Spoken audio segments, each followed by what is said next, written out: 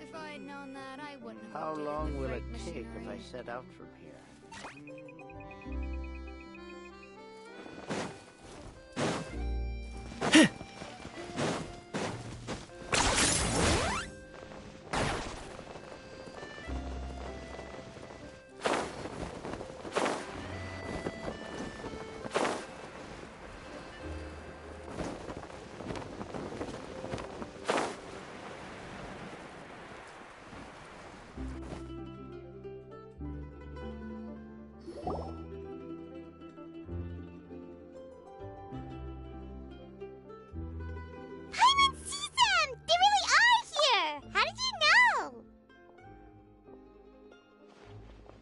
Navia mentioned that she stayed in touch with Linny and the others after working together. Apparently, they've been at the docks distributing these strange pockets the whole time since. Traveler, Paimon. Ah, and Miss Charlotte, too. Would you like a magic pocket? What sort of gadget is it? It's a wondrous bag that can be used to carry many things. The water level has returned to normal, but if you see any of your things floating around, you can use this to carry them. Or you could trick a friend into doing it for you. Trick a friend? I wonder which of my friends would fall for that.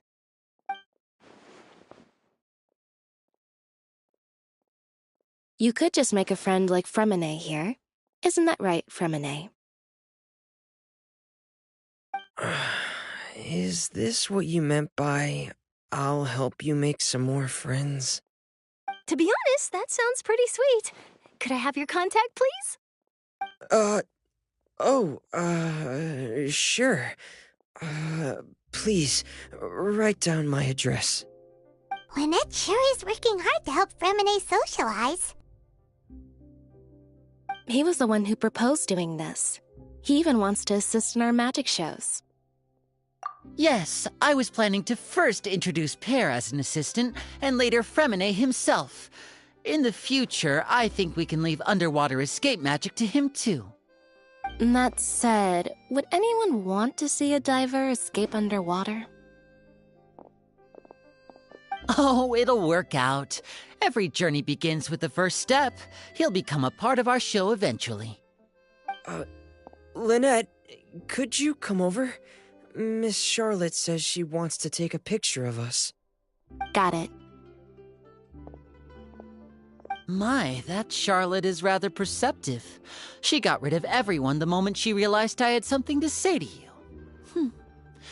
So, how have things been, Traveler? Father says that you did a great deal during the latest events. She's very grateful for your contributions to Fontaine. That's all right. We were more than happy to help. So, what's she doing now? Oh, I guess you haven't heard. Well, after Lady Farina left, Father and Monsieur Neuvillette opened negotiations, during which he gave Fontaine's gnosis to her as a diplomatic gift. A diplomatic gift? A gnosis? Yes, I was quite surprised at first myself. But when I thought it over, there were actually a number of things going for it. It could have been done as an apology for the incident with Lord Child, or as thanks for his help in tying the all-devouring narwhal down. Furthermore, Father did also lend significant aid to Fontaine and Poisson. Well, that's true, but this is a gnosis we're talking about. Doesn't this seem a bit irresponsible?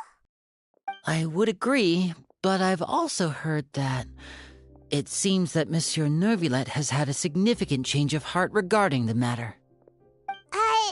So there's some reason for this that only Neuvillette knows about? I suspect you'll have to ask him about that yourself. Ah, yes, speaking of which, I did see him strolling around the entrance to the Fortress of Meripede a while back. Isn't he real busy and stuff? Paimon didn't think he'd have the time for that. But back to the topic. The Gnosis was given to the knave, right? What about Child? They say that he's returned to Snezhnaya to recover from his wounds. I hear that the recent disaster really did a number on his health. That's true. When you think about it, we've had loads of run-ins with the Fatui. To think we'd be allied with them this time. So shocked by such a simple switching of sides?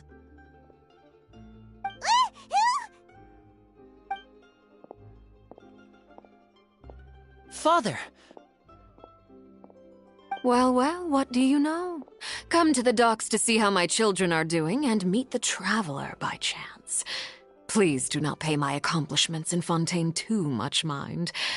I would have done them regardless. Are you going to take the Gnosis back to Snezhnaya? That is our duty as harbingers, yes. Don't be too preoccupied with sides. The goal of the Fatui concerns not a single place or person, but the entire world. With such a grand goal in mind, it is inevitable that we must wear many masks. Switching my masks is something I've always done. Well, that depends on many things. No one truly knows what the future holds. What good is honesty if you can't rely on it forever?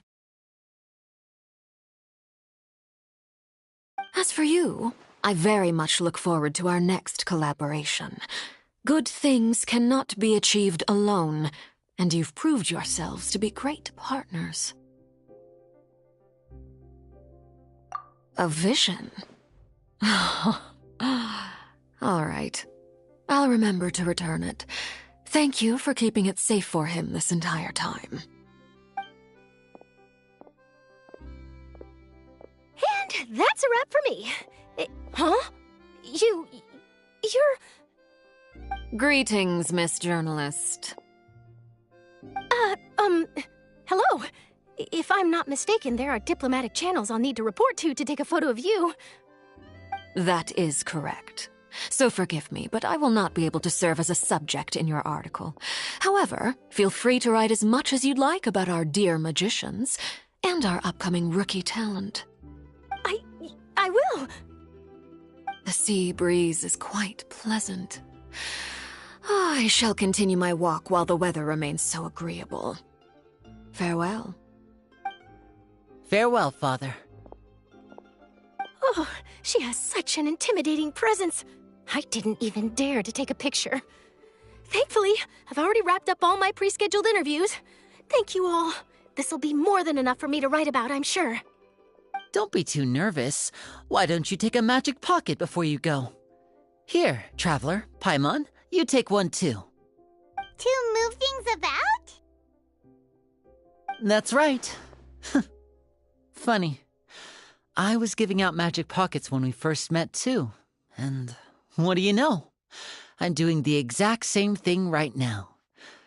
So many things have happened, but the pockets are still the pockets. I guess this must be life. We will all follow our own paths, and serendipity will lead you to your fated friends. All right then.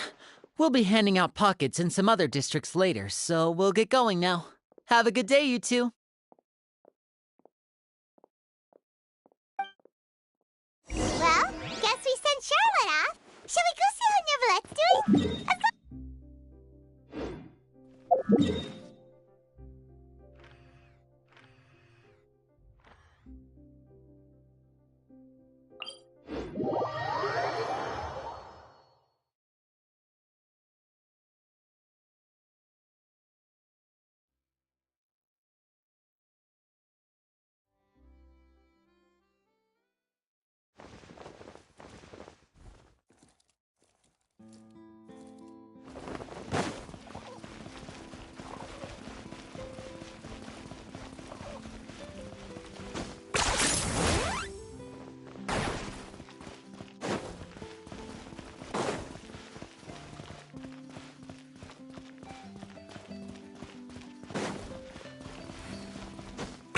entrance to the fortress! Ooh, he really is there!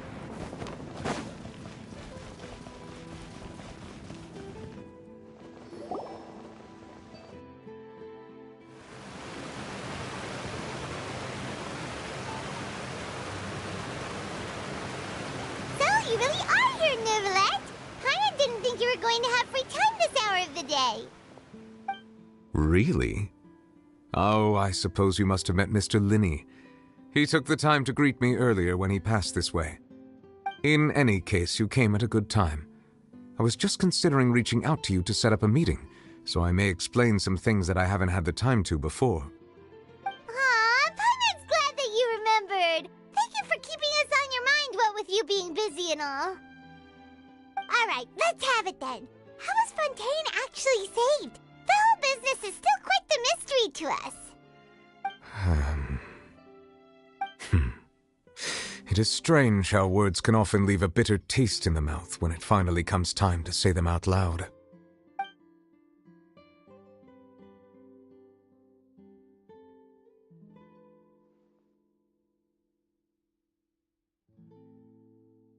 Whoa. So that's what happened? Focalor destroyed the divine throne of the Hydro Archon and restored your power to you, transforming you into a fully fledged elemental dragon sovereign. But Paimon still doesn't quite get what you did to save the Fontanians from dissolving. For me, the authority of the ancient dragons refers to absolute control over the hydro element. Fontanians were incomplete humans born of Egeria's use of the power of the primordial sea, with constitutions similar to that of mimics. But so long as those primordial energies remain within them, I could use the ancient dragon's authority to grant them true blood, after the fashion in which life was first brought into being on this planet. In other words, when I gave my verdict, Fontanians became true humans, and thus would naturally no longer be dissolved by water from the primordial sea. Focalor must have counted on you to make that decision as well. Your verdict was the key to making the prophecy appear to have come true while saving everyone. Yeah, and in a manner of speaking, Focalor finally managed to fulfill the original Hydro Archon's wish to turn Oceanids into real people too! It seems from your expressions that you still have more things you wish to ask.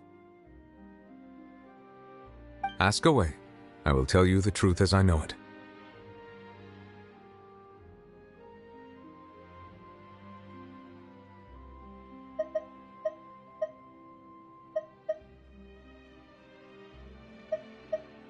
I have investigated his case along many avenues, and I have learned that he once fell into an unknown chasm when he was young. There, by chance, he awakened the all-devouring narwhal. But whether it be by sentiment or reason, that should not have been enough to consider him the root cause of the disaster. At most, he would have had tangential liability. As for the judgment passed by the Oratrice during the trial, whether it was due to that liability by association or Focalor deliberately using him to buy time for us on the assumption that he would be able to hold the creature off, I cannot say. Guess Focalor had Fontanians in mind the whole time. In the end, it was thanks to her that they finally became real humans. Hang on a second. Paimon suddenly got another question. Back when Fontanians hadn't yet become real humans, were the children they had also transformed Oceanids? Life has always flowed like water. Do you recall how Fontanians would often come to the Fountain of Lucine to pray for children? Yeah, Lynette said the fountain is where all the waters in Fontaine converge. In truth, even those couples did not know that such prayers were no mere custom, but instead a form of ritual. Those Oceanids who were blessed within the spring water would later descend as new humans in the coming months. Paimon sorta gets it now. Either way, seems like this ritual won't be of any further use, but it'll probably live on as a local custom. Ask away. I will tell you the truth as I know it.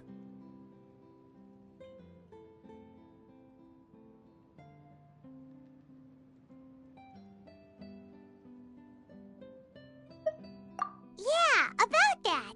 Right. Ah, Lady Farina. The people are only aware that her death sentence has not been carried out.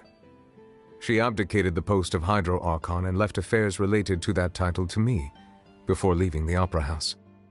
I related Focalor's words to her faithfully and completely. After hearing them, she seemed neither saddened nor comforted. She simply said that she was tired and needed to rest. Having said that, she then packed her things and moved out of the Opera House, not unlike how an ordinary person might. But she's still got a place to stay, right? You need not worry. I will make arrangements to ensure that she will not want for food, clothing, board, or travel. In truth, I am somewhat happy for her. The wear and tear on her spirit will, of course, take time to heal. But now that she no longer has to play the role of Focalor the Hydro Archon, she can finally lay down her burdens and lead a normal life. What about you then? What are your plans now that you've regained your full powers as the Hydro Dragon? After Focalor passed on, the Oratrice also ceased to function. This matter will directly affect our trials. After much careful consideration, I've decided to take over its role in our courts. From now on, I shall hear cases and pass verdicts by myself. Looks like you're still considering stuff from the perspective of the Udex, huh? As an elemental dragon, there are indeed many things that I must do. But this power and this duty, in a manner of speaking, you could say that both were granted to me. As such, before I attend to my other responsibilities, I must first and foremost continue to serve Fontaine as its highest judge. The duty of the Hydro Sovereign and the duty of the Udex shall coexist within my person. Additionally, the Hydro Archon's departure has brought about another problem, which is that the Opera House shall no longer produce indemnitium. That's true. That power was derived from the people's faith in the Hydro Archon, wasn't it? Wait, but the various mechs and machines in the city are all still okay. Where are they getting their energy from? As I am now, I have full command over New Musia, and it can serve as a complete substitute. Another reason why I cannot quite leave Fontaine immediately. Wow.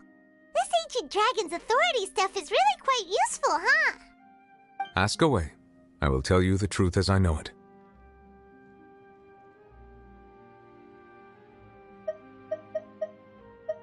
You will soon be heading to Natlan, I presume? I'm afraid that I have little talent as a travel guide, so all I can do is tell you what I know about that land. As far as I'm aware, Natlan can be said to be a nation of dragons. A nation of dragons? You mean like you? No, I suspect that I would not find myself welcome there. Unlike ancient dragons such as myself, the dragons of Natlan have undergone long years of development and evolution. Large numbers of them have entered a form of coexistence with humanity. Natlan is also the nation of war. War ravages those lands like an undying flame. There is one other piece of information I got incidentally from my negotiations with the Knave that I believe may be useful to you. The Harbinger known as the Captain has thrown his hat into the endless ring of war. The Captain. Sounds like a real tough customer. Seriously, everywhere you look, there's a Fatui Harbinger doing their thing. I suggest that you fully prepare yourself before going to Natlan. In the meantime, Fontaine's doors will always be open to you. Ask away. I will tell you the truth as I know it. Hang on a sec. Paimon's still got a question about the Gnosis. When we spoke to Lenny earlier, he mentioned that your attitude towards giving away the Gnosis had clearly changed.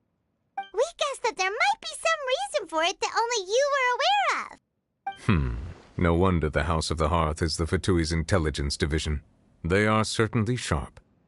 So regarding this specific issue, I was just getting ready to share something with you. What is it? In truth, I exchanged some further words with that lady named Skirk after sending you two back to the surface. It went something like this.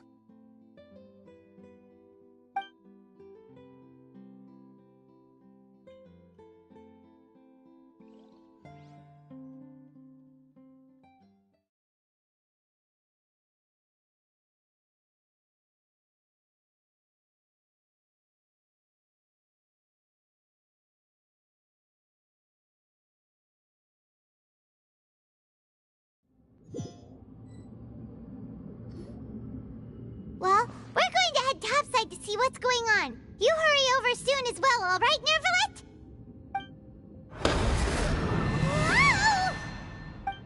What next?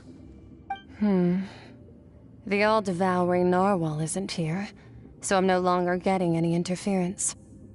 I can finally catch the scent of your power, what it's made of. It is the authority of the planet's primordial dragons, but with something very similar to a god's curse mixed in. It's quite a novel blend. I'm sure I've encountered something like this before. What was it again? I do not know what you speak of. Of course. How could I forget? You should have the remains of the third descender on your person, yes? Remains? I've never heard of any such thing. According to your parlance, I believe it may be called a gnosis. Well, that much is true. After Focalor's divinity faded, she handed her gnosis to me. But I fear I have never heard of it described in the manner that you just did. I've been training with my master, the Foul, ever since I was young, and I have never returned to the surface since. So most of the information I possess, I got from him. It is only natural for those who are greater than humanity to possess a different sort of common sense, which is why there are so many problems in our attempts to communicate with humans. Regardless, you should probably get rid of objects of misfortune to prevent any disasters from befalling you. To live in itself is a blessing, but once a person dies, the bonds he once had with this world shall all turn to curses. What do you mean by that? No need to fret. These are just my personal thoughts, and my reason for no longer wishing to return to the surface. This third descender you refer to, who are they? And when did they die? Master never mentioned them to me. Perhaps it just wasn't that important for me to know. If you're interested, though, I could ask him. I'll be sure to pass the answer on to you next time. Next time? You believe we will meet again? I do. Wait. I have a disciple of my own, don't I? He can be the messenger then.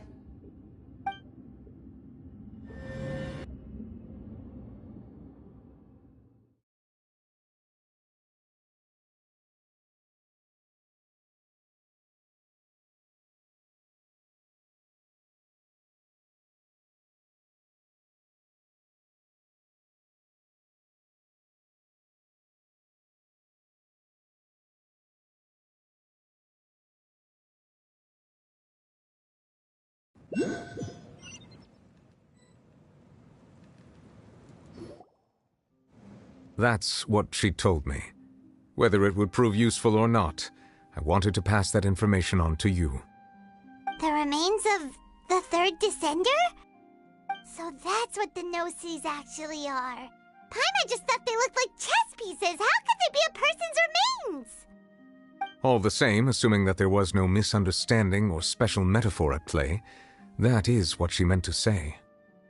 And she said that it would bring misfortune and that you should check it, which is why you gave it to the Fatui.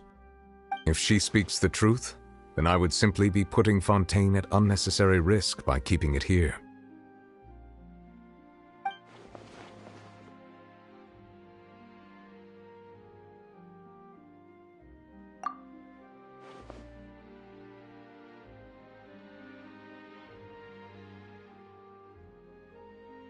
I had guessed that you might already be familiar with this concept, but I did not expect you to be one of them. That means that the Gnosis, which are exceedingly element-compatible and can even enhance elemental abilities, do indeed come from the third descender. I wonder, does your body also possess similar properties? Like being able to use elemental powers without a vision! That does sort of count as special compatibility, right? No, let's not think about this stuff right now. It just feels creepy, comparing the Traveler to the dead third descender and all. That's what you say, but this topic still feels like bad luck. Once Child recovers, let's get some more answers out of him. Or go look for his master and get the answers that way. I too believe it unwise to make too many blind guesses when information is lacking. The same is true of being at court. All right. Whatever the case, it seems like the crisis here in Fontaine's over for now. Yes. All of Focalor's efforts were for this moment as well. But she sacrificed herself in the end as a god, and she suffered through all those years as a human. Was that really what she wanted? I suppose that would be the mystery of a god's will. I suspect not. But once in a while I too would guess that if wishes were like the clouds in the sky, they will one day return to the earth as raindrops.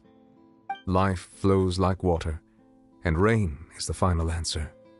The water levels may sometimes tilt one way or another, but the rain falls fairly upon all. And what, ultimately, is the difference between the rains that fall upon all of us?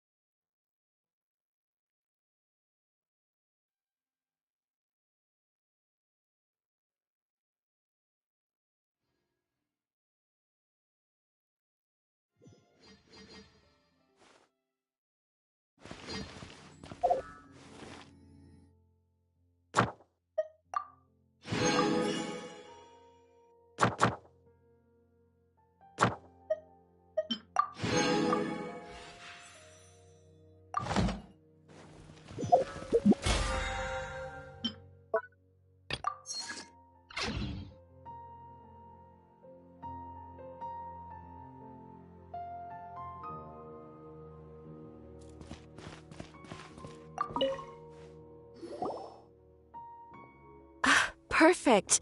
It's you two. I have a commission here that has your names written all over it. In fact, I'd even go so far as to say you're the only ones for the job. The only ones for the job? Huh. If our help is really that important, it's probably some Archon-class commission, right?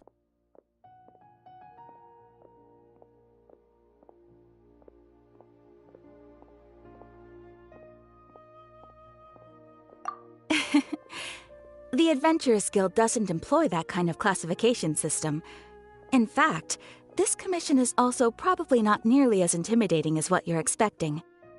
All it asks us to do is to find a missing person. Huh? Then why did you say we were the only ones for the job?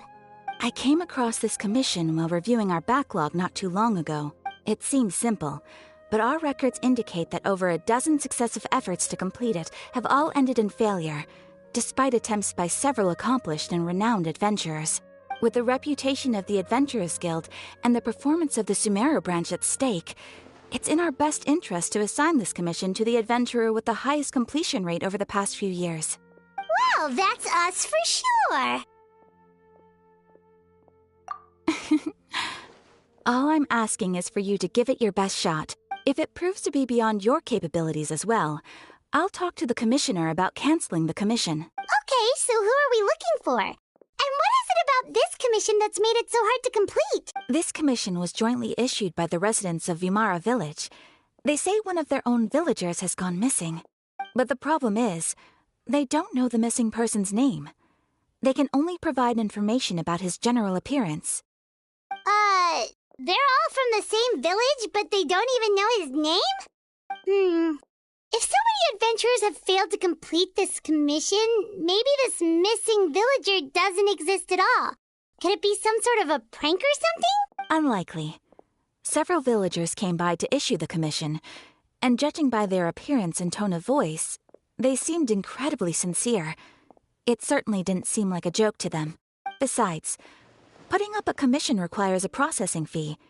There aren't many upsides to a prank that costs Mora to carry out. In any case, it would probably be best to go to Vimara Village and ask around first. The Adventurers Guild does have some information on hand, but I would say anything you can learn directly from the villagers would be far more reliable. The best way to avoid misdirection is to go to the source.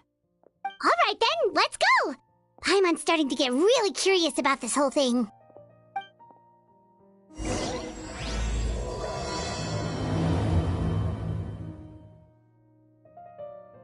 Ad Astra.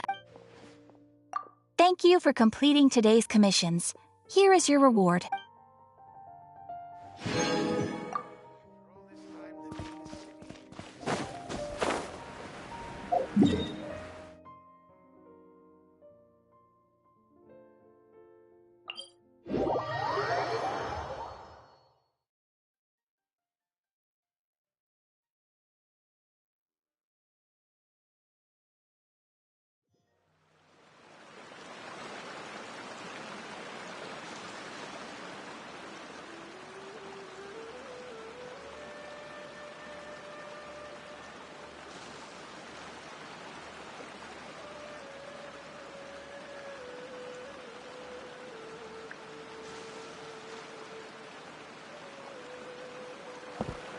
We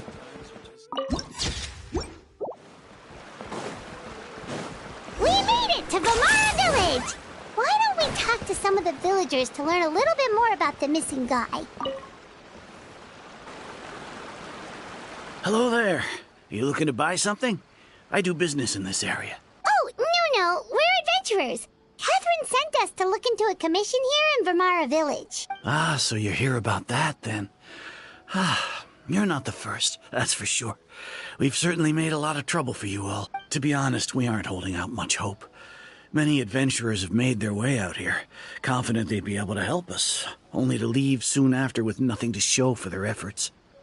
We've pretty much had it up to here in questions, and the area around the village has practically been overturned in search of clues. But no one has been able to make any headway. So, this person we're looking for, what's his name? Where did he live? Does he have any relatives? I don't know. I really have no clue. I couldn't tell you. Okay.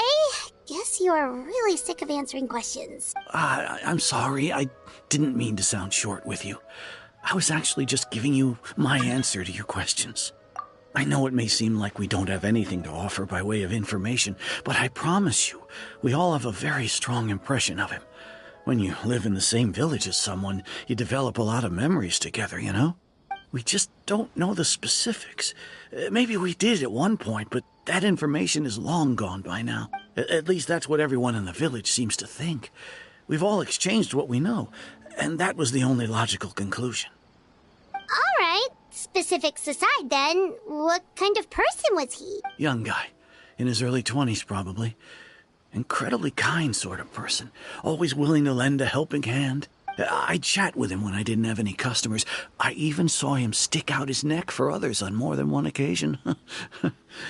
Very interesting guy, that one. Now that you've started talking about him, you don't seem nearly as down in the dumps as you did before. Seems like he left a pretty good impression on you. But of course, everyone in the village is pretty fond of him. We wouldn't have issued that commission otherwise. There aren't many young people like him nowadays, so genuine and pure. To think that he just up and disappeared one day. I just hope nothing bad happened. Could he have just moved away without telling anyone? No, he's not the type to leave without saying goodbye. And anyway, moving away without being seen by a single person in the village? There's no way he would have been able to manage that. Huh. All right, thanks for the information. We're gonna go ask around some more. If this commission is really as challenging as Catherine made...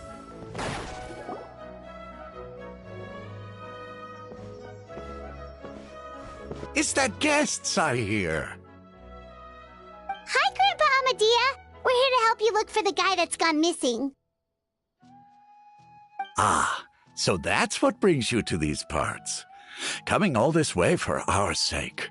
That's so very kind of you. With your help, I trust that young man's case is in good hands. Could you tell us a bit about him?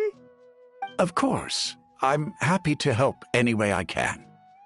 With my failing eyesight, I'm afraid I can't offer much about his appearance. But I do remember hearing the sound of his voice. Not recently, of course. That loss has left me feeling quite empty. I don't think his parents are still living in the village. But somehow he never seemed lonely. In fact, he was usually the one offering companionship to others. He would often take time to visit the elderly or play with the orphans in the village. And whenever someone had something on their mind, he was there to listen with open ears. He always knew just what to say. As the village chief, I owe him many thanks. Helping villagers navigate difficult moments in their lives should have been one of my responsibilities. But he was often the one rising to the occasion. Wow. He seems like such a nice and gentle person. No wonder his disappearance affected you all so much. But, you wouldn't happen to know any details about his name, address, or family situation, right? I'm ashamed to admit it, but I just can't remember. No matter how you look at it, I should know those things. But for some reason, no matter how hard I try to remember, the information just doesn't come. Perhaps my age really has caught up with me this time. It's okay. There's no need to force yourself to try and remember. We'll figure something out.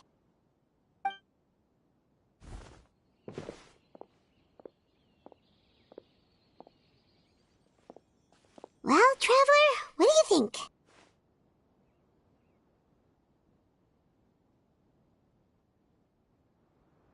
Paimon thinks so too. Like, the name thing. It's so weird that no one remembers his name. And nobody has been able to tell us anything about his family or where he lived. It's like this guy's been erased from reality or something. Wait, so you're saying it's not that he's been erased, necessarily, but more like he never existed to begin with? Okay, Paimon's gonna need some time to process that one. Someone who only exists in people's memories? You two are the adventurers who just arrived, right? You're here for the Vamara Village Commission? Yep, sure are. We were just looking into the case. I'm so glad to hear that. Thank goodness you haven't given up. I've been so worried the Adventurers Guild might cancel our commission. My name is Atosa, by the way. I grew up here in Vamara Village. Anyway, I just wanted to say, please keep searching for a missing villager. I'm begging you. You have to find him. Yeah, no need to worry. We'll give it our best shot. So, were you close to the missing villager?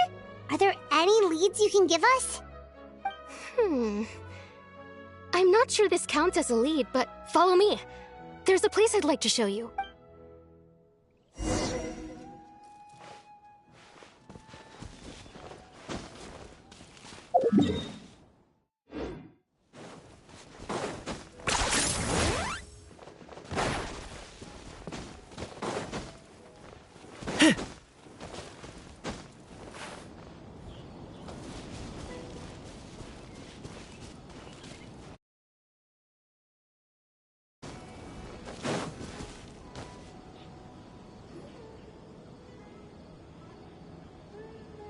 Is this the place? Under this tree? Yep. I know it doesn't look like much, but this place is very meaningful to me. It's so full of memories. We used to always sit together under this tree and talk. Sometimes we would look up at the clouds in the sky, or stop to feel the wind against our skin. We could sit there for hours at a time, never realizing how long it had been. I was actually adopted by the people of Vamara Village. The forest rangers found me in the woods as a child.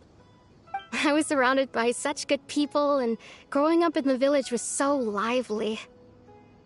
Still, there were times when I couldn't help but feel incredibly alone. Alone? How should I put it? When something's bothering you, or when you have good news to share, you always want to talk about it with somebody. But for the longest time, I didn't know who I could talk to, or if I should say anything at all. Everyone has their own problems to deal with. Even if I might want to confide in others, I don't want to become a burden.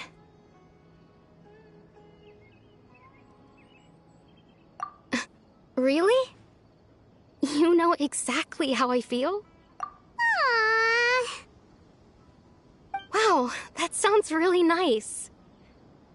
You're quite lucky. When it comes to our missing villager, well, I guess you could say that to me. He felt like both a family member I could rely on and a friend who could really understand me. No matter what came my way, I knew I could always talk to him. He was so thoughtful and pure, and patient, too. Whenever I talked to him, he would always seem so interested, as if the things I was describing were just as important to him as they were to me. Ever since he disappeared, there's been so much I wanted to tell him. No, none of those things matters now. I just really want to see him again. Wow, you two must have been really close. Did he ever tell you anything about himself? He mostly just talked about interesting things he saw around the village. He'd share a lot of his own wild ideas as well. Oh, right! I did ask him about his parents once. But all he said was, they're not here anymore. I didn't know whether that meant they had left the village or passed away, and I didn't want to pry. Still not much to go off of. Look at me. Talking your ear off and still nothing to show for it. I'm sorry I wasn't more help.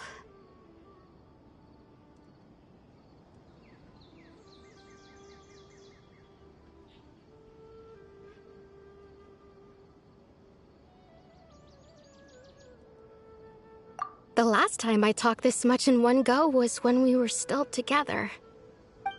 Come to think of it, every time we talked, it always seemed to be around dusk, just like right now. Time always passed by really slowly. Even when it felt like we'd been talking for hours, the sun would still be at the same position in the sky. Well, time always seems to pass slower when you're relaxed, right? What's wrong, Traveler?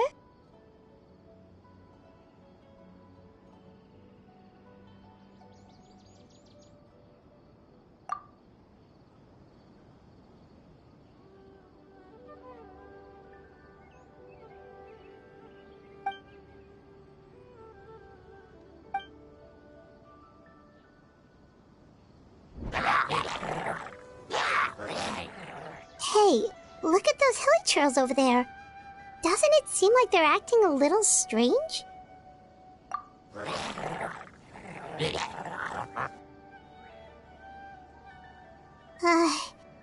The Abyss Order.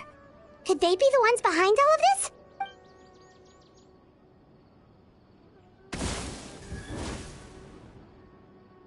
Uh-oh, we've been spotted! Quick, get ready to fight! I got him cornered! Farewell! Go! You're free now!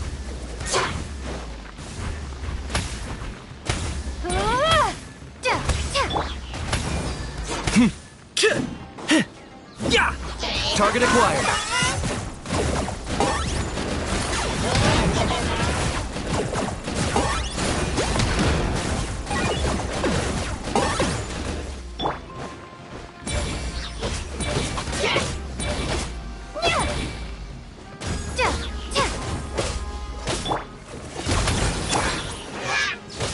Locked on!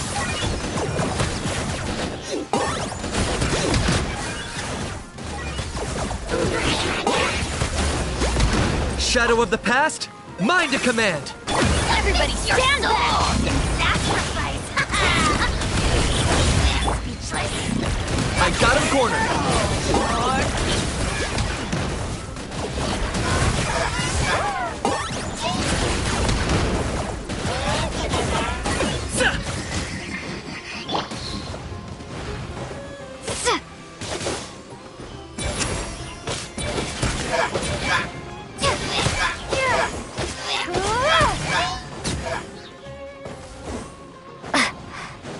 Not too far now.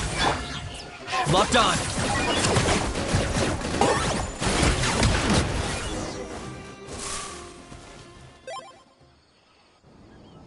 Thank you so much.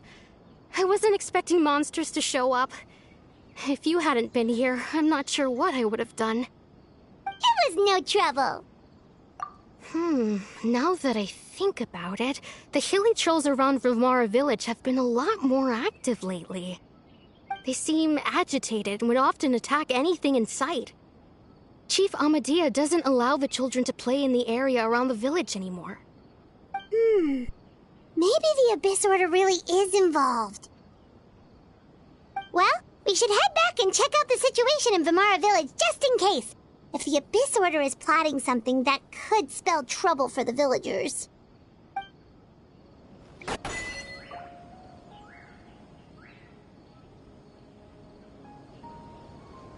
Wait a second. The person... It's Dainslev!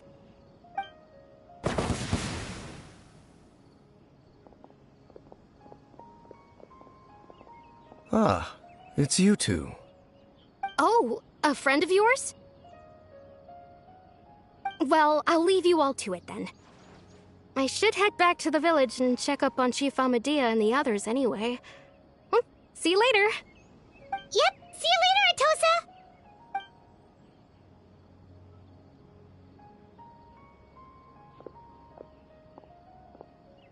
Why do you always have to pop up out of nowhere like that? Is it your life's mission to jump scare us or something? It's hardly personal, or intentional for that matter. As long as you and I are both in pursuit of the Abyss Order, we're bound to cross paths. Ah, so you're here to investigate the Abyss Order then. That would explain the monsters you were fighting just now. Naturally. Hold on. Are you not here for the same purpose? No matter. It may have taken you a while to catch on, but I'm sure you've also realized by now that there's something strange about this place. The Abyss Order is most certainly planning something in this area. Or worse, their plan could already be in motion. So you think the Abyss Order is behind the hilly trail activity in the area? As things stand, I highly doubt that is their primary motive. I would imagine the increased hilichurl activity is merely a byproduct of whatever it is they're really trying to accomplish. Still, the hilichurl activity is causing a lot of problems for the people here. We should stick around for a while and protect the village, don't you think? The best way to protect them is by figuring out what the Abyss Order is truly planning. That is how we prevent further tragedy.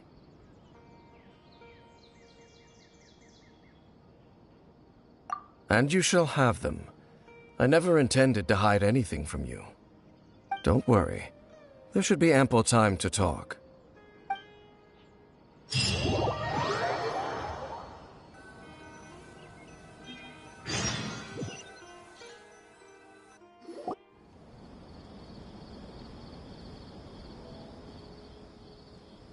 Ah. So that was the commission that brought you here to Vimara village. Someone who seems to only exist in people's memories. That is indeed quite intriguing. I would agree that it's unlikely you have a simple missing persons case on your hands. However, any possible connection to the Abyss Order is still unclear. It appears all we have by way of clues is increased hilichurl activity. And right! That mysterious voice she heard in her brother's memory. The one who called himself a sinner. Who is he? Traveler, let me ask you this. Do you believe your sibling to have betrayed you? I sense hesitation in your words. After all, you still haven't figured out the whole truth of what happened. There's still hope for the two of you to reconcile. Irreparable damage has not yet been done. The sinner you wish to know about, his situation is different. He and his fellow sinners have long betrayed me, and long betrayed their nation.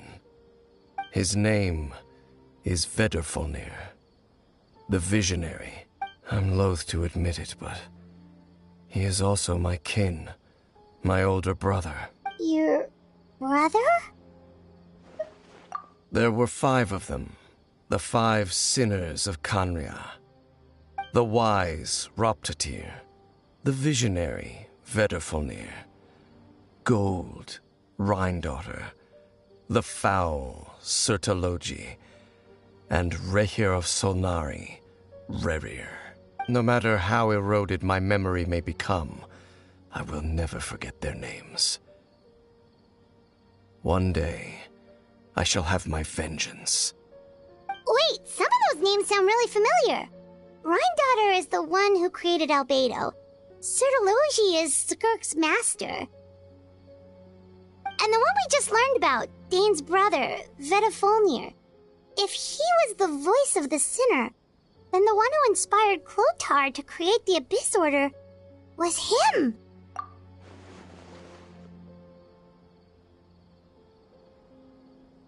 They were once people of great esteem in Canria, those who carried the hopes of the nation. They were the best of their peers, outstanding in their respective fields. 6 of us, together.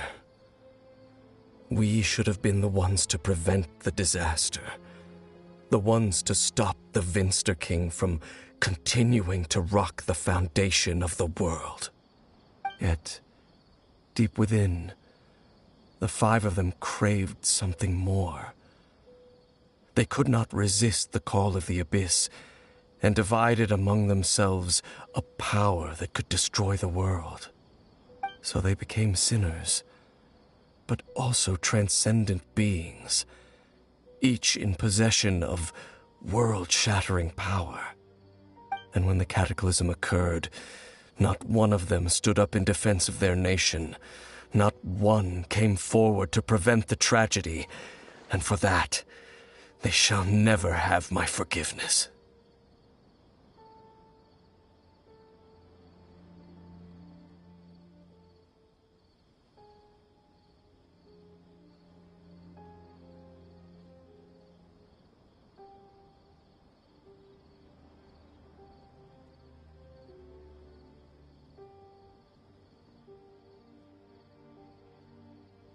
Indeed. If they are not stopped, the day is sure to come when they will also betray the entire world.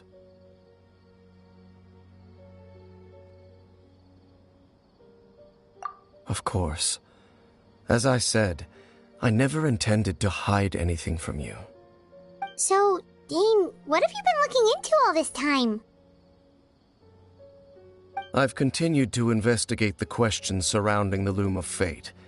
It's been quite some time since the initial operation was launched. By retrieving the eye of the first field tiller, we were able to stop part of their plan from coming to fruition. Oh, Paimon remembers! Weren't they going to use it to corrupt Osial and make a god or something? Indeed. However, it's obvious that was just some sort of technical experiment. The eye was integral to their plan, yet somehow, despite failing to obtain it, they've skipped the experimental phase and found some other way to keep moving forward. There are many signs pointing to that effect. Then what should we do? It's not too late, is it? Our most pressing concern is to determine the purpose of the Loom of Fate.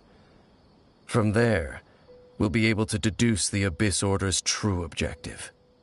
Based on the intel I've gathered so far, I suspect the Loom of Fate is related to the ley lines in some way. The ley lines? Traveler, you were able to observe your siblings' memories last time, yes? I believe that was due to the fact that the ley lines in that area were unstable. My recent investigation has shown that Abyss Order activity in a particular area is usually followed by a series of issues with the ley lines.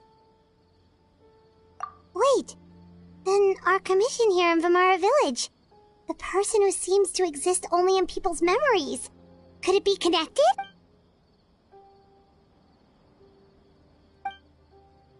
It's certainly possible. I'll join your investigation tomorrow. This missing persons case could very well turn out to be the key to unraveling these mysteries. Well, if we're teaming up with Dane again, we're gonna need all the energy we can get. Let's try investigating somewhere a little further away tomorrow.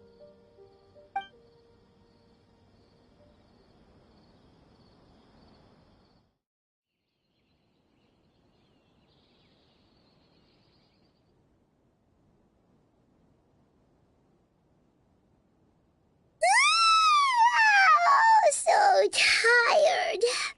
Paimon used way too much brain juice yesterday. It's all Dane's fault saying all that complicated stuff. Well, let's go find Dane. We've got a lot to do today.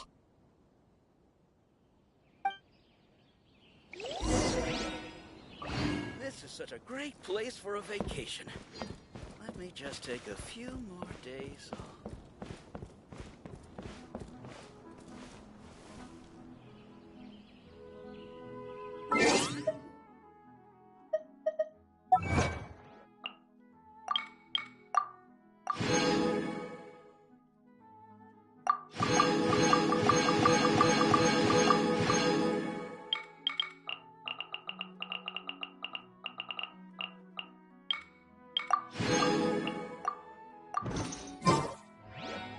Hal loves being antagonistic. Just ignore him when he's mouthing off. Don't let him get under your skin. I dare you to release me and say that to my face!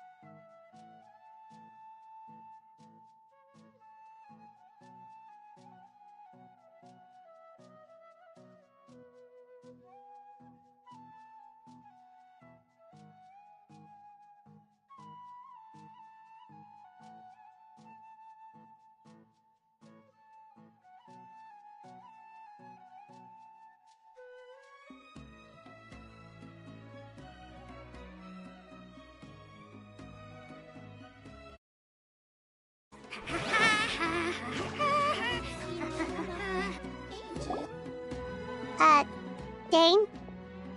Hello, Dane? Why are you just zoning out over here? Did something happen? The missing person from your commission.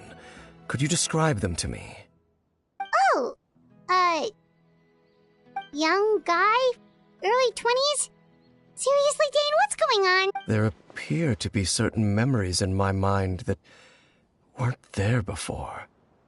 Memories of him.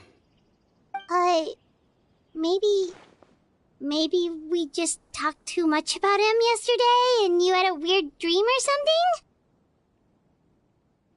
No, it wasn't a dream. They're memories. Memories that suddenly appeared in my mind after I woke up. And I'm certain I've never met this person before. I remember handing him the eye of the first field tiller. What? Okay, so this missing person definitely has something to do with the Abyss Order then! Indeed. And it appears he possesses the ability to implant memories into the minds of others. Wait then. All the memories the villagers have of him, could they be fake too? Maybe they never knew him at all. But why would he do something like that? Whatever the Abyss Order is planning, an important truth has been revealed to us this morning. What sort of... That their goal is still to obtain the eye of the first field tiller. They haven't stopped searching for it. I am the only person who knows its location. Perhaps implanting that particular memory was an attempt to interfere with my mind in some way. Your concerns are not entirely unfounded.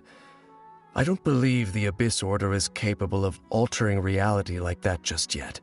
However, considering their single-minded pursuit of the Eye, I would say an equal level of caution is in order on our part. Come with me. We must check whether the Eye is still in our possession. Oh, so you're going to take us to where you hid it?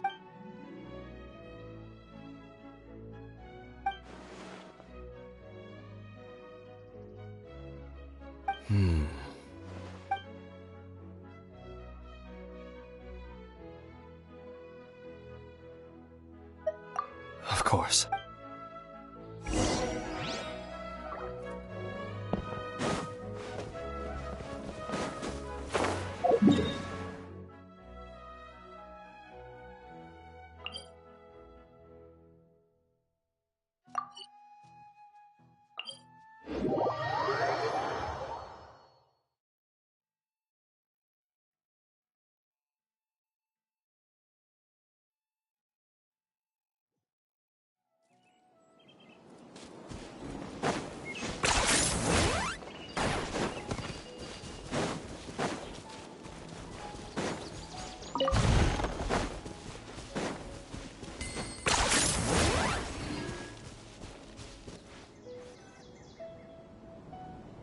So you hid it way out here? Not an easy place to discover that. Well, let's go check to see if it's safe. Traveler, wait.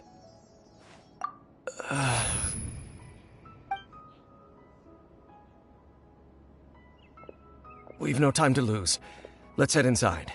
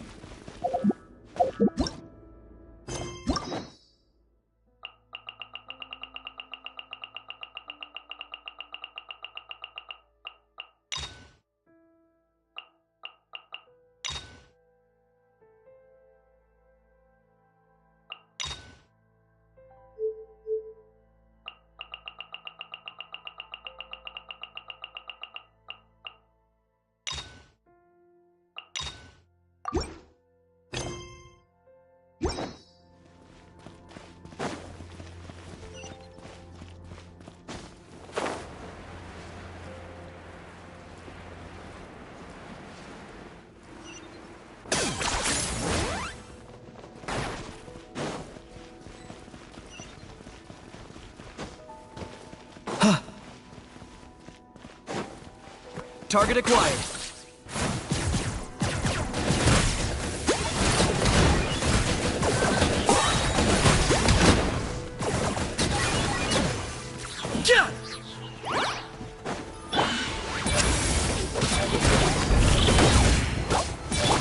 I got him cornered.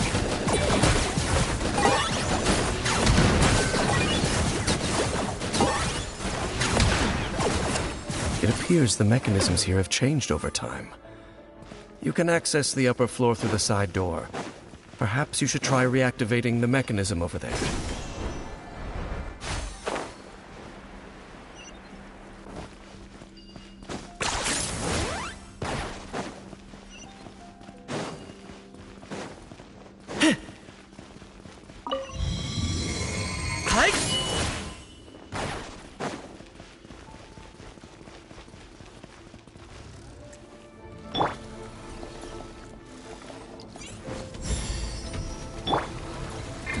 Farewell!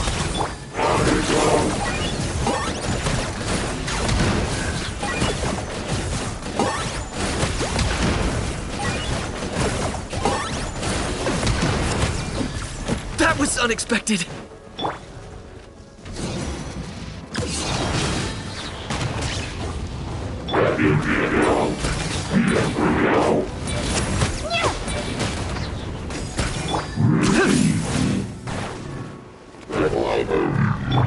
I'm going in!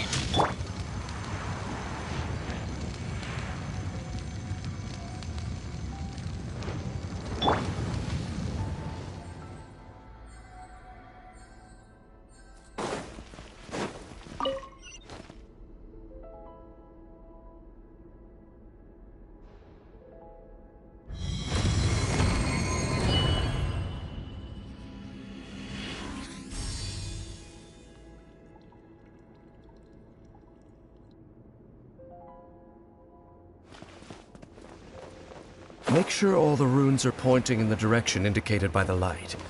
That should unlock the mechanism.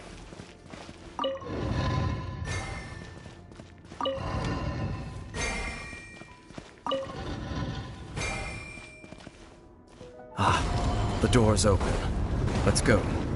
Our destination is just up ahead.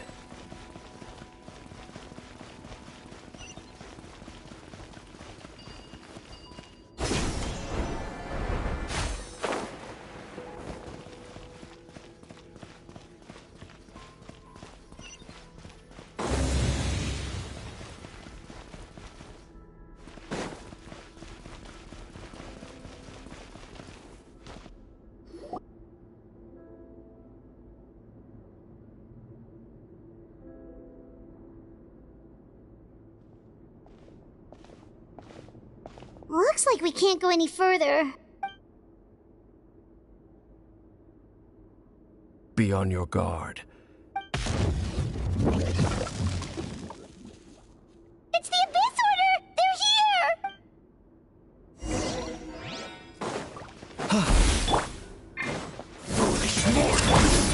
Tell me what you see.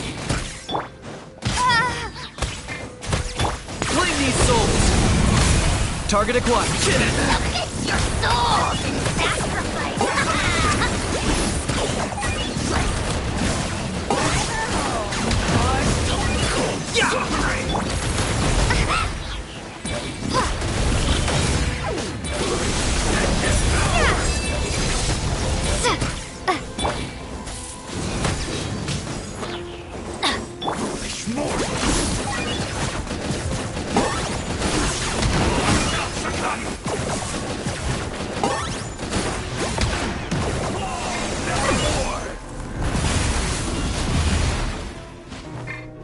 Not too far now.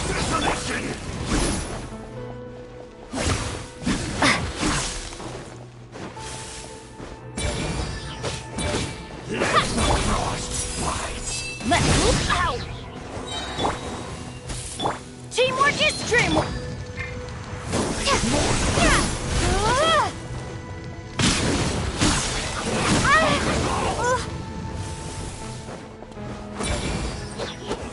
Hear the final prophecy. Pierce the bones! Farewell! Locked on!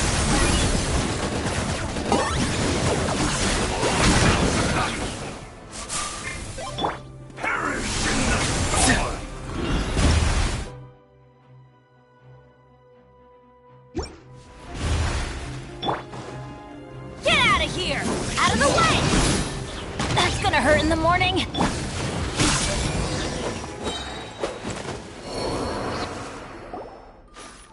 Just as I suspected. The false memories were a trap. The Abyss Order just wanted to follow us here.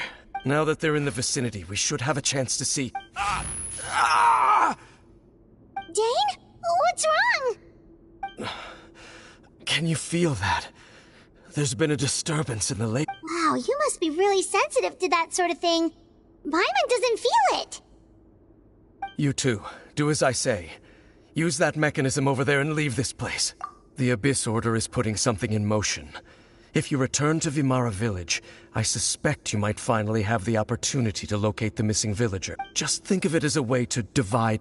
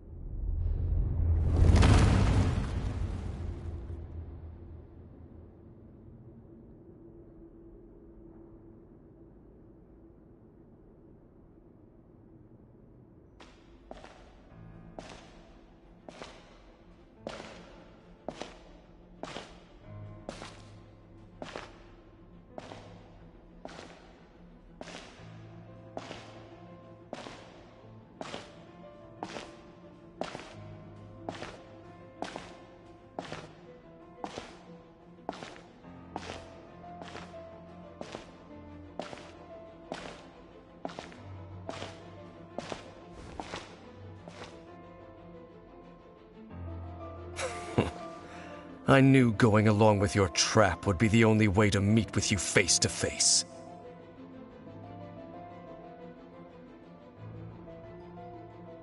You risked your safety, and that of the Eye. That's quite the gamble, Dainsleif.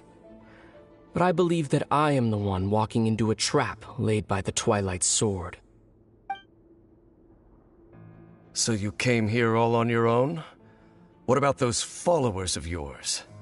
When the Twilight Sword is prepared for battle, any army I could send would only be marching to their doom. Better that I face you alone. I know you must have a lot to say. But if it's a conversation you want, you'll have to defeat me first.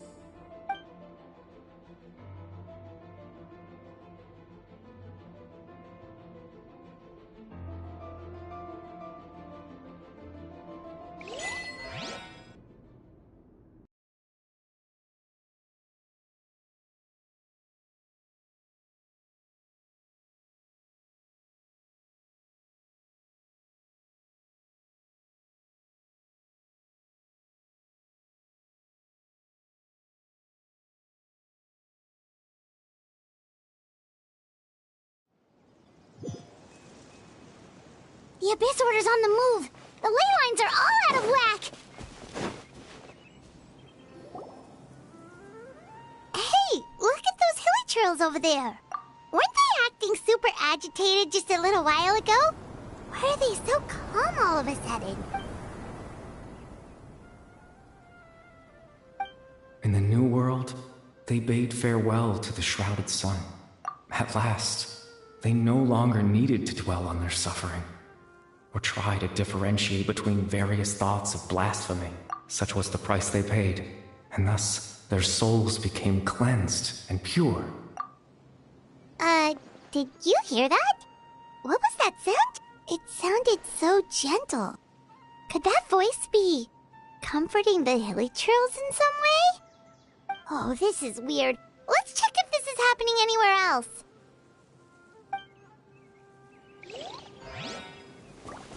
We better hurry back to Vimara Village and see what's going on. Looks like the same thing is happening over here, too. The hilichurls are calm. You see, we're both still here. We've reclaimed an endless amount of time to love. Release your tears. You no longer need to hold back your sorrow.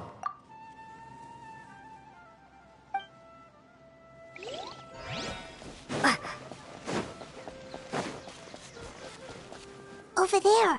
It looks like they're sleeping. In the end, he whispered, softly.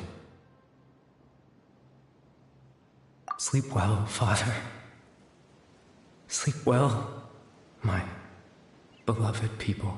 When you awake, that which differentiates us shall be no more. It almost sounds like a poem or some kind of story. Well, now that the hilichurls have calmed down, Vimara Village should be safe at least. Let's put this situation to the side for now. Dane said this might be our chance to find the missing villager, so we should head back to Vimara Village before it's too late.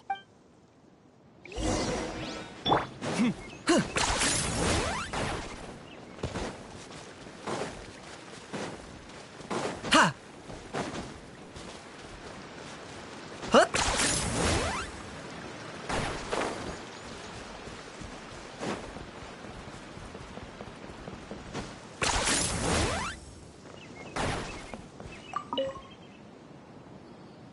Grandpa Amadea, is everyone all right? The Abyss Order seems to be up to something nearby. The Abyss Order? This is the first I'm hearing of it. Thank you for your concern, but as far as I'm aware, it's been business as usual here in the village. Well, that's good to hear. Oh, also, you didn't happen to come across any clues about the missing villager while we were gone, did you? Someone's gone missing, you say? Who would that be? Huh? You know, the young guy from Vimara Village. The one you've been looking for all this time. You posted a commission with the Sumeru Adventurers Guild. That's kind of the whole reason we're here, actually. Your missing persons commission. Ah, I do apologize, you two. I hope I'm not worrying you too much. I'm sure it's just my age making me forgetful again. At least right now, I can't seem to recall whatever it is you're referring to. But how is that? All right. Thanks for your help, Grandpa. Something's definitely not right. We just talked to Grandpa Amadea about the missing villager. There's no way he could have forgotten all about him just like that. What do you think, Traveler? Could everyone's memories of the missing villager have been erased again? You're right. We should narrow down the possibilities first. Let's go ask someone else then.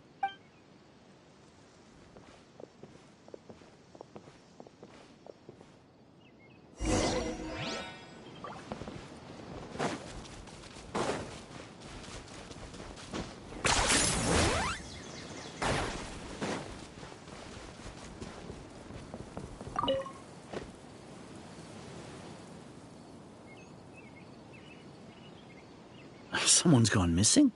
Who? Just as expected. That guy you said a bunch of nice things about earlier? The one you always used to chat with. He's around 20 years old, and you said he was a kind, warm-hearted person? Oh, I know who you're talking about. Really? You remember? There aren't many young people who've earned that kind of praise from me. If you're certain that's what I said, then there's only one person who fits the bill. No doubt about it. But why'd you say he's gone missing? Yeah, I just saw him leave the village. There was someone else with him, too. They couldn't have gone far.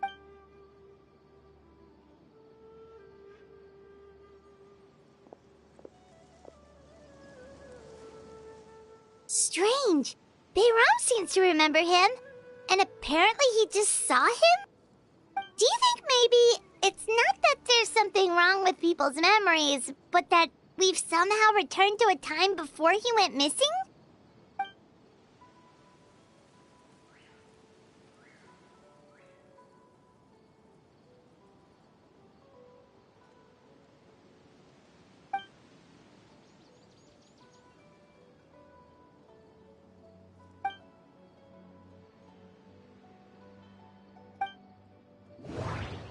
Just like what happened with Greater Lord Rukkhadevata, no one remembers him. Because there's been a change in people's memories. No. Bahram still remembers him. He just... If we really did travel back to a time before he disappeared, that could explain why the villagers said he hadn't gone missing. If this person only exists in people's memories, maybe we're in someone's memory. Right! Paimon totally forgot about the ley line disturbances. We're in someone else's memory. Just like how you entered your sibling's memory last time. That would also explain why we seem to be at a time before he went missing. It's a memory after all. Right. If he's someone who only exists in people's memories, then we're finally on the same turf. But didn't Bayron just say that he saw him leave the Who knows how long this ley line disturbance is gonna last? We might not have that much time, and we don't even know whose memory this is. Good idea. That'll help us narrow things. We pretty much figured out that the missing villager has the ability to... Right! That! Could we try to figure out more about him using what we know of his ability? Like, does it maybe leave a trace that would somehow give him away?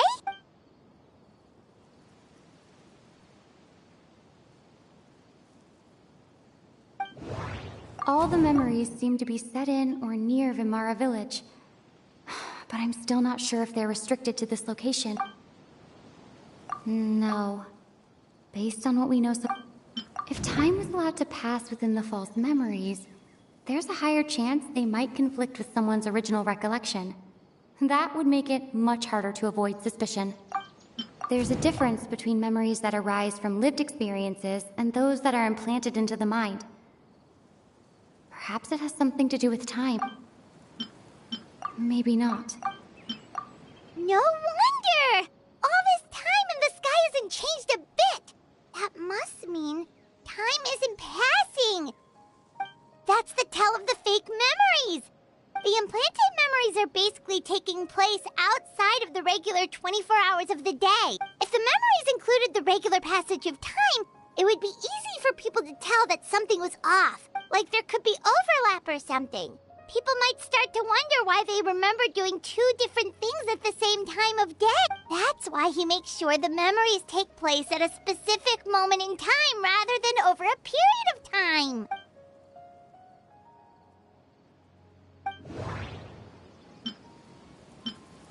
We thought Chief Ahmadiyya forgot about the missing villager. But it turns out, we're at a moment in time before the village issued the commission. Dainsleif had memories implanted into his mind. Could it be that it's happened more than once? The color of the sky coincides with the moment in time she described. Oh, right! That's exactly what Atosa described! Come to think of it, every time we talked, it always seemed to be around dusk, just like right now. Time always passed by really slowly. Even when it felt like we'd been talking for hours, the sun would still be at the same position in the sky. Yep, that has to be it! This is definitely Atosa's memory. Yeah, that's where they'll be!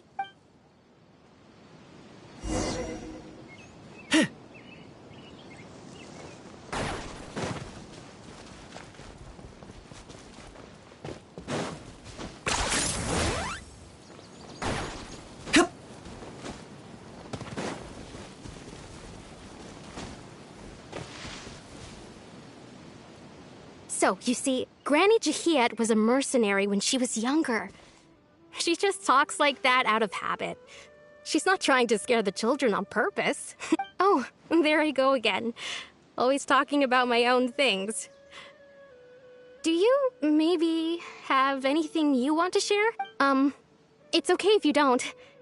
You could also just talk about what you think. Oh, I think you're an incredibly strong and thoughtful young woman. You'll meet many amazing people and live a very happy life. You won't miss someone like me. Huh? Are those your friends over there?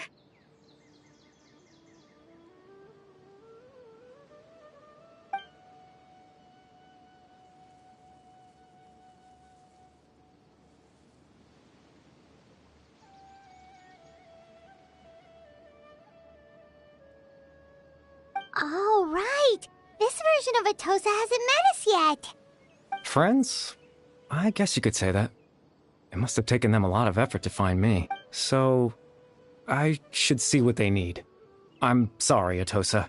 We'll have to continue this conversation another time. Another time, huh? Yeah, okay. I'll head back to the village then. Talk to you some other time.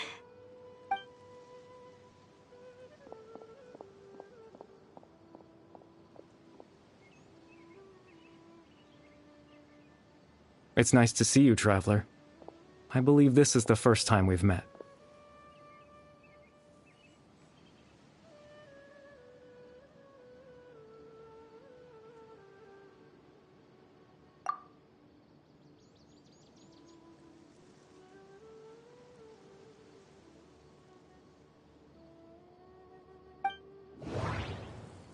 The founder of the Abyss Order. The man who broke the curse of immortality. No. That doesn't seem right. Born into abject sorrow, he shall now become the Loom of Fate. Dane's brother. One of the 5 sinners of Conria. The one who stole the power of the Abyss. No. That doesn't seem right. You're... Caribert Alberic. Oh. You know me? That's quite the surprise. I don't believe... Oh, I see. It was the memory, wasn't it? Your sibling's memory. You saw... the me from back then. This is Atosa's memory. I came here to say goodbye to her. But I suppose I'll just leave her a message instead. Come, let's find somewhere else to talk.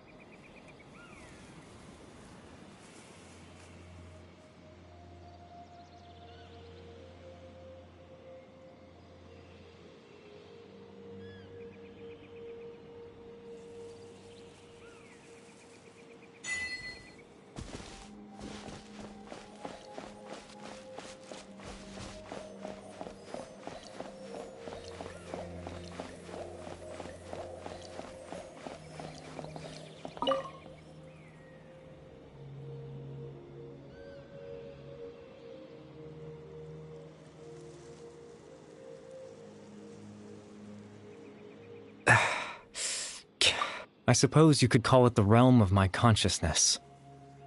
I'm someone who no longer exists in the real world, after all. As you well know.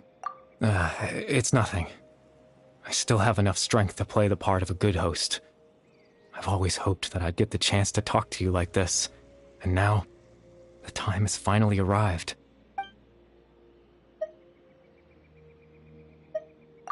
extreme sorrow and pain. Hope and regret coursing through your veins. And a degree of abyssal power that defies comprehension. Father told me that once I possessed all those elements, I would become the loom of fate, but despite his intentions for me, I never truly became the loom of fate. I was merely used as a means for its construction. In truth, I died the moment I set everything in motion. The person you see before you now is nothing but a remnant of consciousness left over within the loom of fate. As for your question, the loom of fate is a device capable of weaving ley lines. In its primitive form, it can only be used to create and implant memories.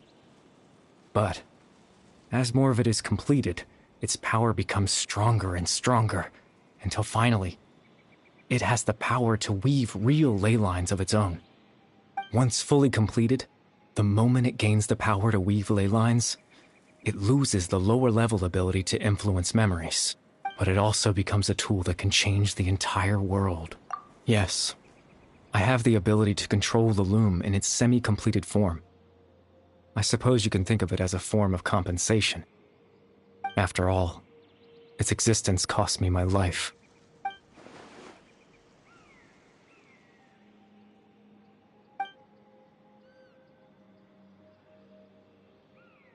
Ah, that. I was wrong to implant those memories. I'm sorry I caused so much trouble. Not only for everyone in the village, but for you as well. I just wanted them to feel like I once existed in this world. As if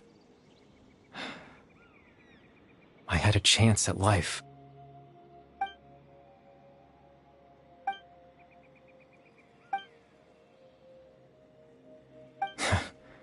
I know what you must be thinking. Why would I do something so meaningless? But I just couldn't accept it. I had to know what it would be like if I had my own life.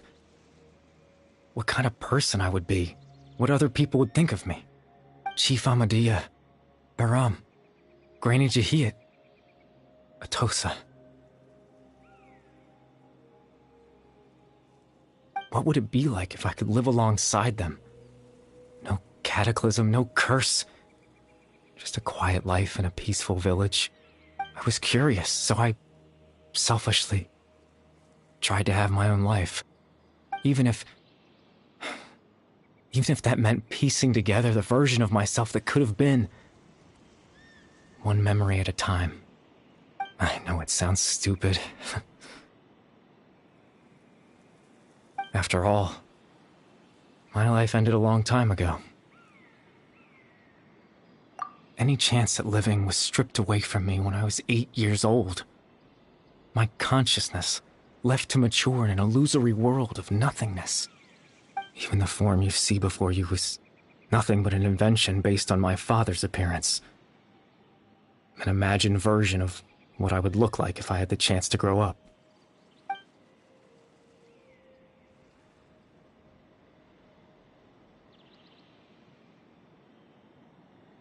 I know. But there's nothing I can do to make them find me. If I could exist in the real world, I would return without a second thought and surprise them with the suddenness of it all. But, well, that's not possible for me.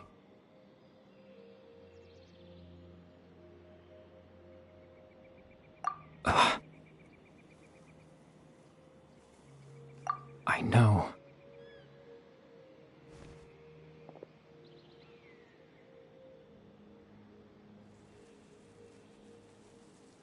Captain Dainsleif. Twilight Sword, you mean? No need to meet up with him. Things should already be settled on his end. Exactly. As someone who could only exist in people's memories, the fact that I'm able to talk to you in my consciousness like this can only mean one. The loom of fate has already been completed.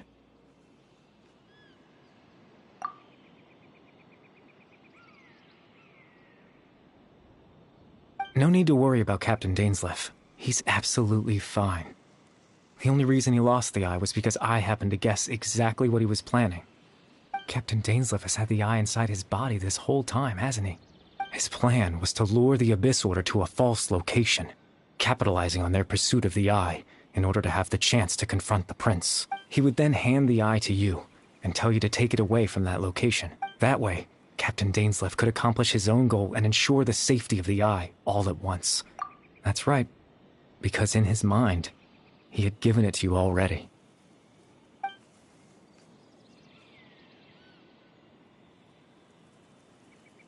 Before you two entered that false location. Traveler, wait. Hmm?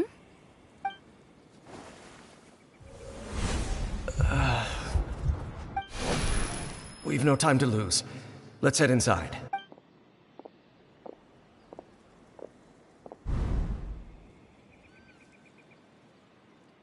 That was when I implanted the memory of him handing you the eye. Given the tense situation at that time, Captain Dainsleif failed to notice anything out of the ordinary, and took that memory to be real. I'm sorry, Traveler, but I needed the Loom of Fate to be completed. And to do that, we had to retrieve the eye.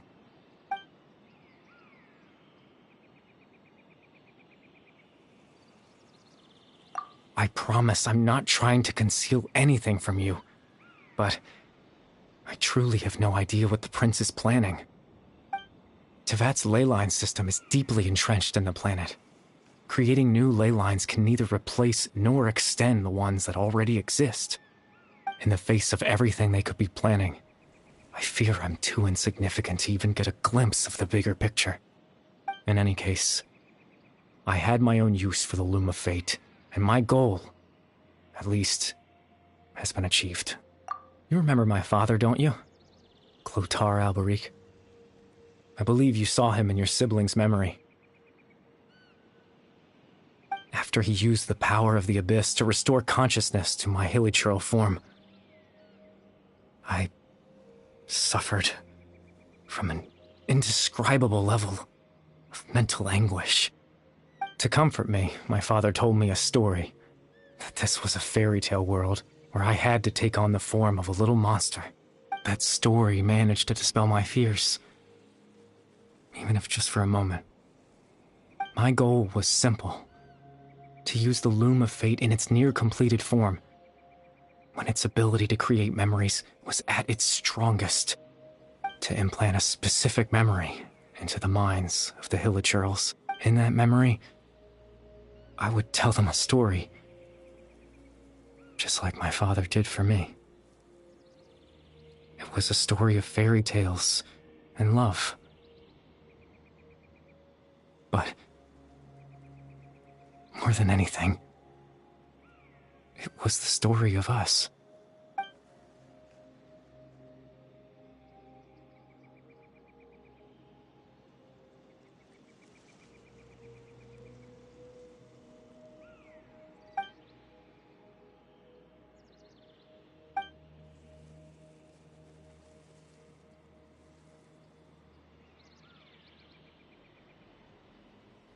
I can't change the world. Not when I lost the very right to exist within it. Implanting all that's left of my existence is a wisp of residual consciousness tied to the Loom of Fate. In truth, that trace of my consciousness should have dissipated long ago. My goal was the one thing that allowed me to hold on all this time. But now, the bedtime story is finished. And it's finally time to rest.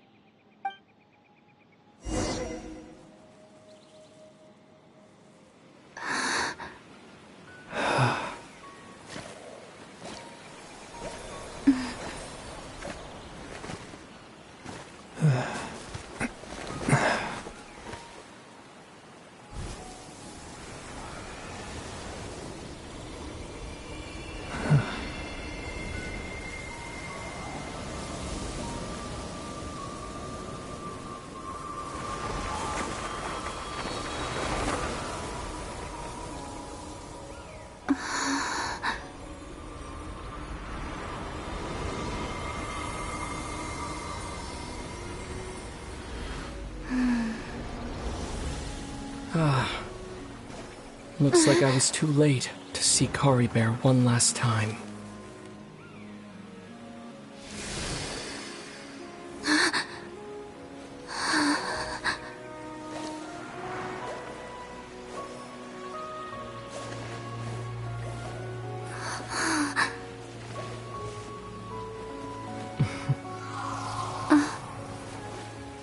Kari Bear's consciousness is gone, and this space will soon disappear along with it. Neither of us belongs here. That's why we're not tangible. Were that not the case, I'd love to hug you too.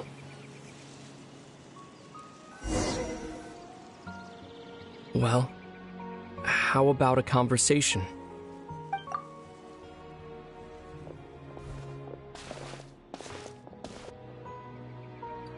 The chance to just stop and talk like this is certainly not easy to come by. Wouldn't you agree?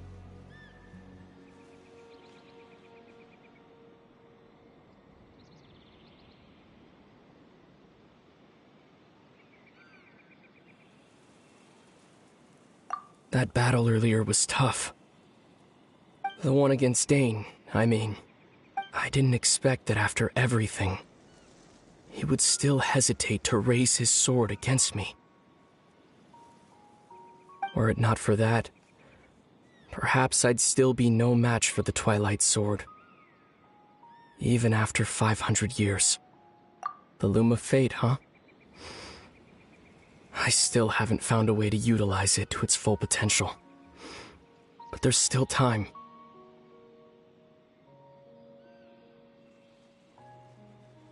Before the heavenly principles awaken. Yes, for 500 years now, ever since the cataclysm in Conria, there's been no sign of activity. Not long ago, you witnessed the Hydro Archon destroy her divine throne, yes?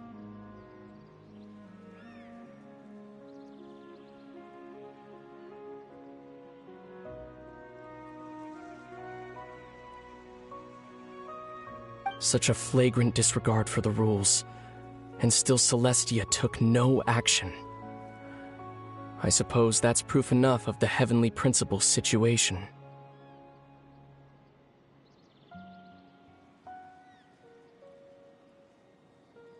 However, the heavenly principles will awaken. We just don't know when that will be, or what might trigger it. You could say that. Just look at Kari Bear. He was so pure and single-minded. The space we now find ourselves is a perfect representation of who he was. Quiet and peaceful.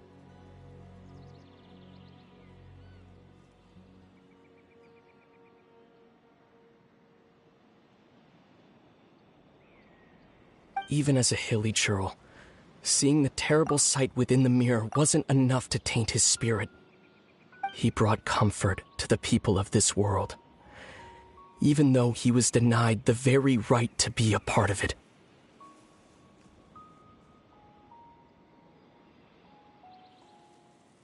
So ask yourself this. Who was it that deprived him of that right to exist? Of course, that's only one example. My feelings about the heavenly principles are too complicated to explain in just a few words.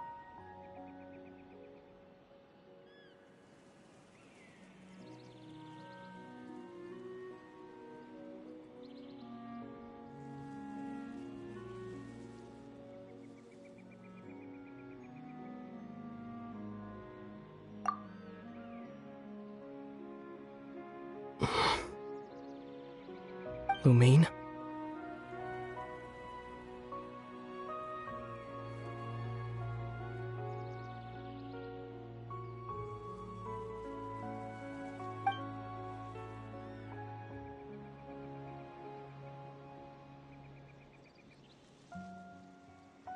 You're the only one in this world who calls me that.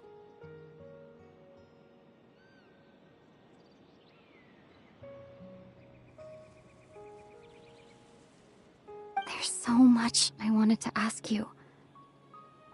But for some reason, I'm not interested in asking those questions right now. There's just one thing I have to ask. One thing I could never understand. Why? Why can't we continue our journey together?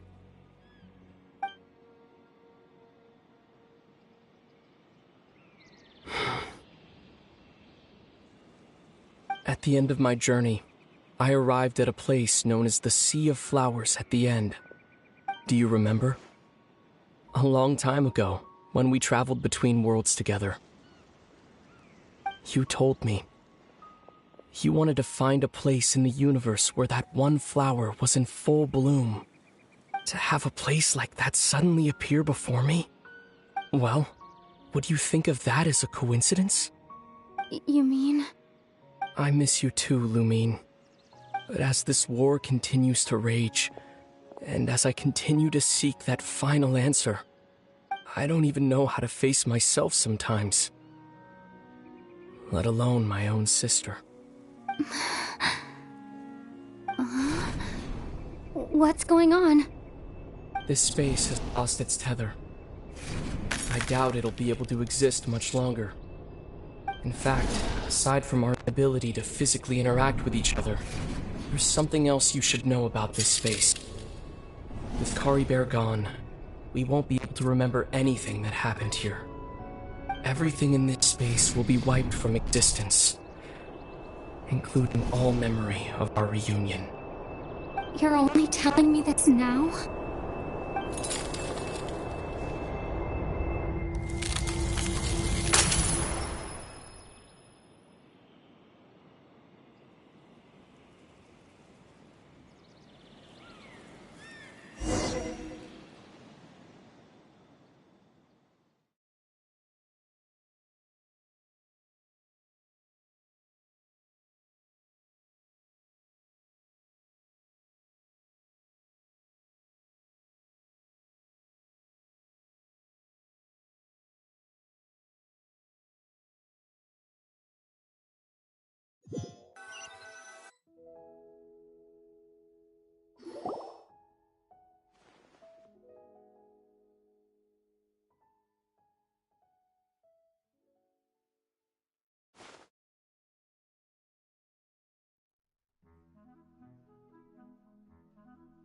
Oh, Paimon woke up a little earlier than you, so Paimon will fill you in.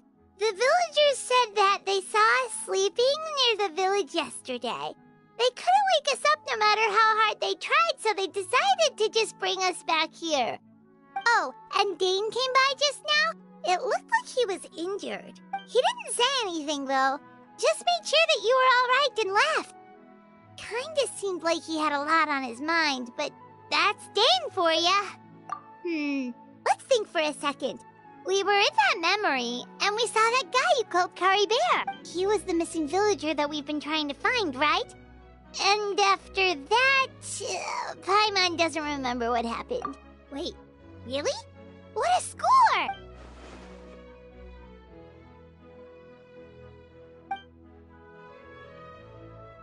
Well, what happened after that?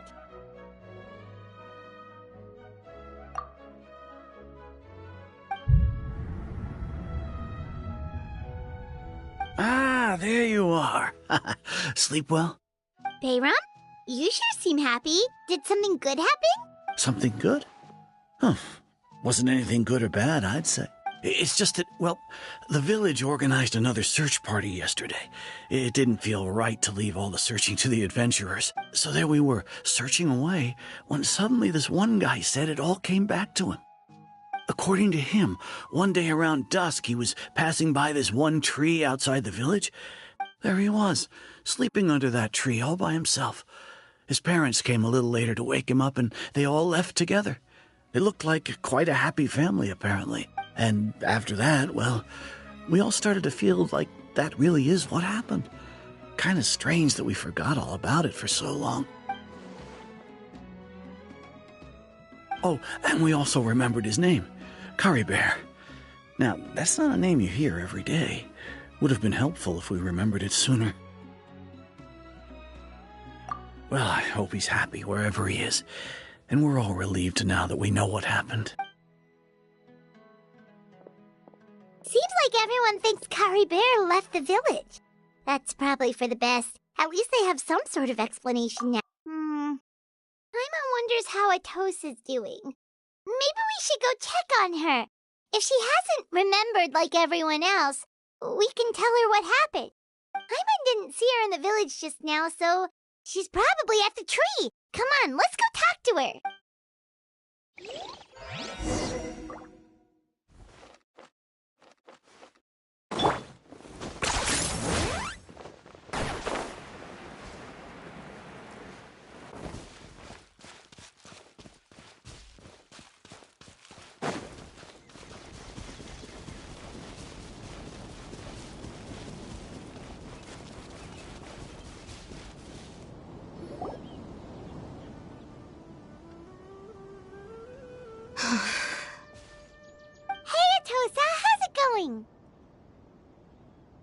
Oh, it's you two.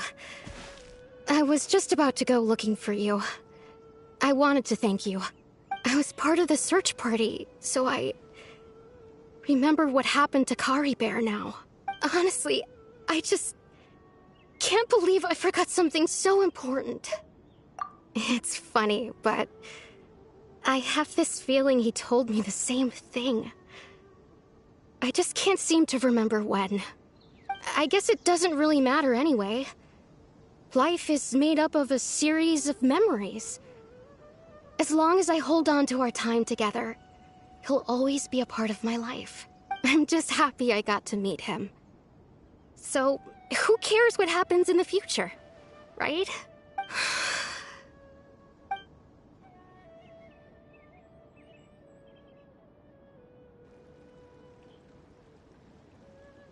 Okay, I'll admit. I'm just putting on a brave face. I was dumped, wasn't I? Otherwise, why would he just leave like that without saying goodbye? You don't need to comfort me. I'll be okay. It's just like Kari Bear said. It's the things we overcome that make life more precious. And you know, if he has a heart, maybe he'll come back and see me one day. Anyway, thanks for all your hard work, you two. I promised I'd help Granny Jahiet with something, so I should head back. Goodbye. Well, that should be it, right? Everyone's lives can go back to normal now. Oh, right! Weren't you about to tell Paimon what happened after your conversation with Kari Bear?